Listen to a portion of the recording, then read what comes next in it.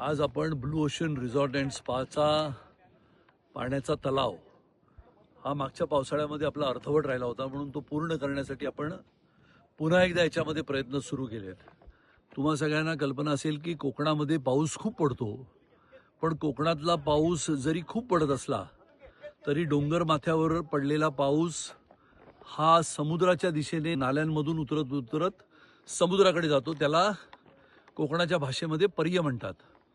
आणि त्यामुळे हे पाणी जर टिकवलं, आता साधारणपणाने आपण 700 फूट समुद्र सपाटीपासून उंचावर आहोत आणि ह्या सगळ्या कातळामध्ये एकेकाळी एक 8-10 वर्षापूर्वी हा सगळं कातळ आणि हे सगळं जंगल तुम्ही जर बघाल तर या सगळ्या जंगलामध्ये आम्ही चालत चालत चालत चालत येऊन या जंगलामधनं या जागेवर या जमिनीवर तलाव उभं करण्याचं एक स्वप्न बघितलं आणि गेले 4-5 वर्ष सतत हे तलाव बनवण्याचं आमचं काम सुरू आहे. यावेळेला हा तलाव जवळजवळ पूर्ण झाला होता, पण यावेळेला आपला पाऊस हा मे महिन्याच्या 15 तारखेलाच कोकणामध्ये सुरू झाला. त्यामुळे हे अर्धवट राहिलेलं तलावाचं काम आता आपण पूर्ण करायला घेतलं आहे. याच्या बाजूला आणखीन एक आपण तलाव पूर्ण केला, तो सुद्धा यावेळेला वादळामध्ये त्याच्यामध्ये बरीच नासधूस झाली. यावेळेला कोकणामध्ये नाही म्हटलं तरी 8-10 वादळं मोठी आली आणि त्यामुळे पुन्हा एकदा ह्या सगळ्या तलावाची डागडुजी करणं, मरम्मत करणं आणि पुढच्या पावसाची वाट पाहणं आणि जवळजवळ 15 ते 18 कोटी लिटर पाणी आपल्याला या तलावापासून मिळू शकेल.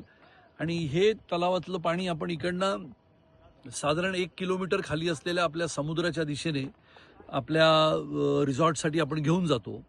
ही एक अभिनव कल्पना आहे आणि ज्याला आपण म्हणतो की नाविन्यपूर्ण कल्पनेने आपण जर काम करत राहिलो तर नक्की आपल्याला दिशा मिळते आणि आपली स्वप्न वास्तविकतेमध्ये उतरण्यासाठी मदत होते.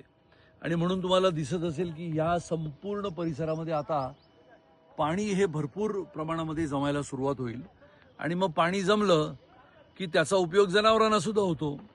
त्यामुळे अशा पद्धतीने पर्यावरणाचा ऱ्हास न होता पर्यावरणाचं संरक्षण करून पर्यावरणाच्या दृष्टीने वनीकरण आणि मग आपल्याला पर्यावरणाच्या दृष्टिकोनातून पर्यटन असा त्रिकोणी संगम साधण्याचं काम आमचं आहे. आणि त्यामुळे तुम्ही सगळ्यांनी कधी ना कधी कोकणात या आणि कोकणातल्या या सौंदर्याला भेट देत असताना आमच्या ब्लू ओशन रिसॉर्ट आणि स्पा गणपतीपुळे इथे आवर्जून भेट द्या ही विनंती.